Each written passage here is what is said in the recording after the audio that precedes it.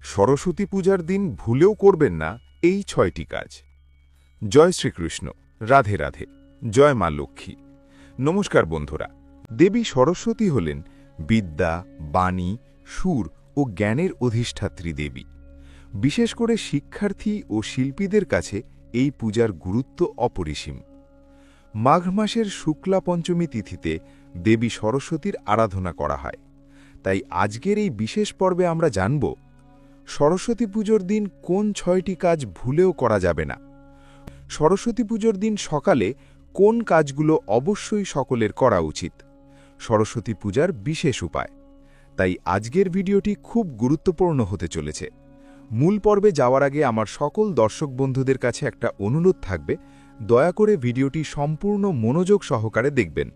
যদি ভালো লাগে তাহলে অবশ্যই একটা লাইক করবেন, আর কমেন্টে ভক্তি ভরে লিখবেন জয় মা সরস্বতী। আমাদের চ্যানেলটিকে সাবস্ক্রাইব করে পাশে থাকা বেল বাটনটি অন করে রাখবেন। তো চলুন শুরু করা যাক আজকের আলোচনা। দেবী সরস্বতী জ্ঞান ও বিবেকের মূর্ত প্রতীক।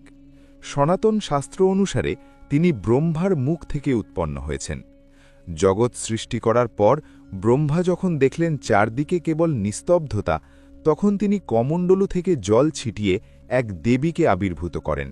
সেই দেবীর এক হাতে ছিল বীণা এবং অন্য হাতে পুস্তক। দেবী বীণার তারে ঝঙ্কার তোরতেই সৃষ্টিতে প্রাণের স্পন্দন ও শব্দের সঞ্চার হয়।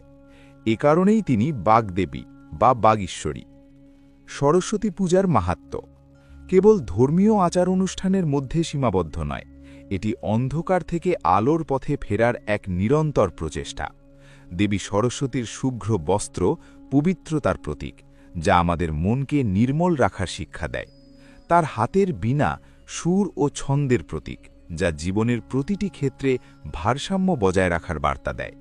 অন্যদিকে তার বাহন হংস বা রাজহাঁস একটি গভীর আধ্যাত্মিক অর্থ বহন করে। রাজহাঁস যেমন দুধ ও জল মিশ্রিত থাকলে কেবল দুধটুকুই গ্রহণ করে জল বর্জন করে, তেমনি দেবী আমাদের শিক্ষা দেন অসার জগৎ থেকে সারবস্তু বা জ্ঞান আহরণ করতে। এই পূজা আমাদের ভেতরের জড়তা ও মূর্খতা দূর করে জ্ঞানের প্রদীপ প্রজ্বলিত করে। সরস্বতী পূজার দিন সকালে অবশ্যই করণীয় ৬টি কাজ। পূজার দিনটি অত্যন্ত পবিত্র, তাই সকালের শুরুটা হওয়া উচিত শুদ্ধ চিত্তে। কাজগুলো করলে পূজার পূর্ণ ফল লাভ করা সম্ভব হয় বলে বিশ্বাস করা হয়। ১.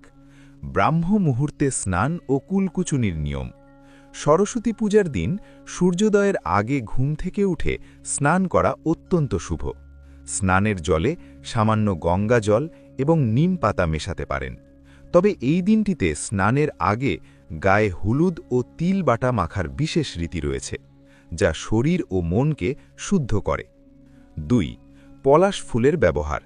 শাস্ত্রমতে পলাশ ফুল দেবীর অত্যন্ত প্রিয়। সকালে উঠে দেবীর চরণে দেওয়ার জন্য পলাশ ফুল সংগ্রহ করে রাখা উচিত। মনে রাখবেন, সরস্বতী পূজার আগে পলাশ ফুল চয়ন বা ঘ্রাণ নেওয়া নিষিদ্ধ। ৩. বই ও কলম দেবীর চরণে অর্পণ।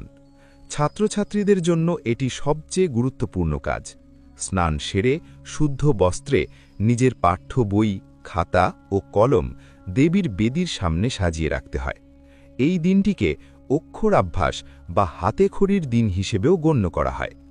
বিশ্বাস করা হয় দেবীর আশীর্বাদে বিদ্যা বুদ্ধি বৃদ্ধি পায়। ৪. নিরামিষ আহার ও উপবাস।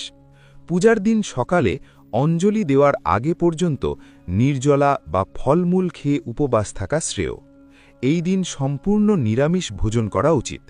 বিশেষ করে বাসন্তী রঙের খাবার যেমন খিচুড়ি, লাবড়া ও কুল খাওয়ার চল রয়েছে। তবে মনে রাখতে হবে, পূজার আগে নতুন কুল খাওয়া বারণ। ৫. হাতেখড়ি ও শিশুদের বিদ্যাভ্যাস। বাড়িতে ছোট শিশু থাকলে তাদের শিক্ষার হাতেখড়ি দেবার জন্য এই দিনটি সর্বোত্তম। স্লেট ও পেন্সিল নিয়ে দেবীর সামনে শিশুদের প্রথম অক্ষর লেখানো হয়। এতে শিশুর মেধা ও ধীশক্তি বিকশিত হয়। ৬. দীপ ও ধূপ প্রজ্বলন। সকালবেলা দেবীর সামনে একটি ঘিয়ের প্রদীপ বা তিলের তেলের প্রদীপ জ্বালিয়ে দিন। ধূপ ও ধুনোর গন্ধে চারপাশ পবিত্র করে তুলুন। এটি নেতিবাচক শক্তি দূর করে বাড়িতে পজিটিভ এনার্জি নিয়ে আসে। সরস্বতী পূজার দিন বিদ্যালাভের বিশেষ 7টি উপায়। ১. জিহ্বায় সরস্বতী মন্ত্র বা ওম লিখুন। এটি একটি অত্যন্ত প্রাচীন ও কার্যকরী পদ্ধতি। পূজার পর কুশ বা বেলপাতার বোঁটা দিয়ে সামান্য মধু বা ঘি নিয়ে শিক্ষার্থীর জিহ্বায় ওম বা সরস্বতী বীজ মন্ত্র লেখা হয়। আয়ুর্বেদ ও আধ্যাত্মিক শাস্ত্র মতে এটি জিহ্বার জড়তা দূর করে এবং বাকপটুতা ও শ্রবণ শক্তি বৃদ্ধিতে সহায়তা করে। ২. বেলপাতায় চন্দন দিয়ে মন্ত্র লিখে অর্পণ। বিদ্যা লাভের জন্য এই দিনটি বিশেষ ফলদায়ক। 108টি বেলপাতায় সাদা চন্দন দিয়ে ওম সরস্বত্যয়ে নমঃ মন্ত্রটি লিখে দেবীর চরণে অর্পণ করুন।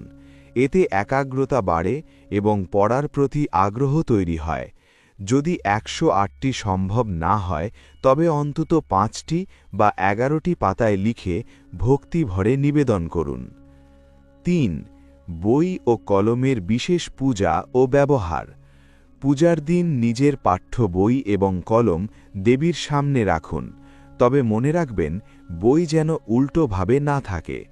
পূজার পরদিন সকালে স্নান সেরে সেই বই থেকে অন্তত একটি পাতা পাঠ করুন এবং সেই কলমটি দিয়ে প্রথম লেখা শুরু করুন। এটি শিক্ষার প্রতি গভীর শ্রদ্ধা বোধ তৈরি করে এবং পড়াশোনার বাধা দূর করে। ৪. নীল সরস্বতী বা নীল ফুলের উপচার।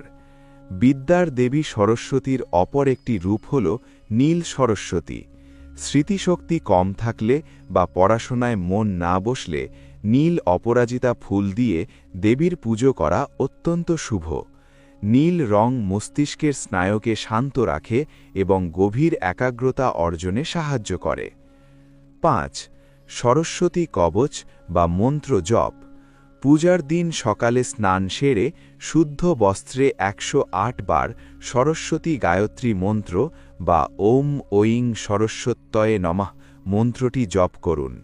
এই মন্ত্রের কম্পন মস্তিষ্কের কোষগুলোকে সজাগ করে। মন্ত্র জপের সময় একটি স্ফটিকের মালা ব্যবহার করলে বা শান্ত মনে ধ্যান করলে পড়াশোনার ভীতি দূর হয়। ৬. মৌন ব্রত ও ব্রাহ্মী শাক ভক্ষণ। পূজার দিন সকালে অঞ্জলি দেওয়ার আগে পর্যন্ত মৌন থাকা বা কম কথা বলা উচিত। এতে মানসিক শক্তি সঞ্চয় হয়। এছাড়া এই দিন সকালে ব্রাহ্মী শাক বা তিতো কিছু খাওয়ার চল রয়েছে। চিকিৎসা বিজ্ঞানেও প্রমাণিত যে ব্রাহ্মী শাক মেধা ও স্মৃতিশক্তি বৃদ্ধিতে অদ্বিতীয়। ৭. গুরু ও বয়োজ্যেষ্ঠদের আশীর্বাদ গ্রহণ। বিদ্যার আদি উৎস হল গুরু। সরস্বতী পূজার দিন নিজের শিক্ষক, পিতামাতা এবং গুরুজনদের প্রণাম করে তাদের আশীর্বাদ নিন। সনাতন বিশ্বাস অনুযায়ী গুরুর সন্তুষ্টি ছাড়া বিদ্যা লাভ সম্ভব নয়। তাদের আশীর্বাদ একজন শিক্ষার্থীর জীবনে কবচের মতো কাজ করে।